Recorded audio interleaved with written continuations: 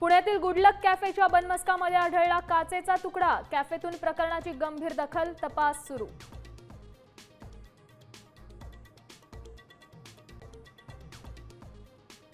विद्यार्थ्यांनी धुतली चक्क शौचालयात ताट। पनवेल पालिकेच्या शाळेतला धक्कादायक प्रकार, कामचुकार कर्मचाऱ्यांवर कारवाईची मागणी।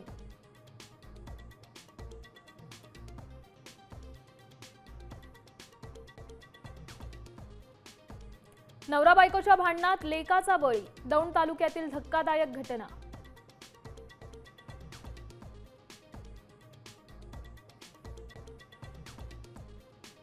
कोब्रासोबत स्टंटबाजी जीवावर बेतली। हातात धरला आणि अंगठाच फोडला। 30 वर्षीय तरुणाचा मृत्यू।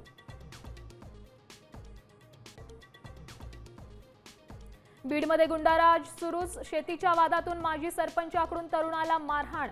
पोलिसांकडून तक्रार घेण्यास टाळाटाळ। कुटुंबियांची पोलीस अधीक्षकांकडे धाव। विदर्भात जोरदार पावसाचा अंदाज। पश्चिम विदर्भासह मराठवाड्यात तुरळक ठिकाणी पावसाची शक्यता।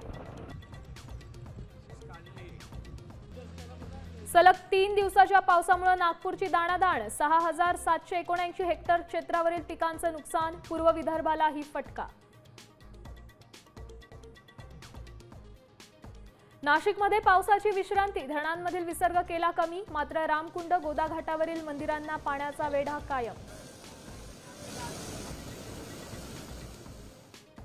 6 महिन्यात सोन्याचे दर 27% वाढले। चांदी 25% महागली। सोन्याचे गुंतवणूकदार मालामाल। जपानच्या क्युशूमध्ये ज्वालामुखीचा उद्रेक। ज्वालामुखीपासून 3 किलोमीटरच्या परिसरात अलर्ट जारी।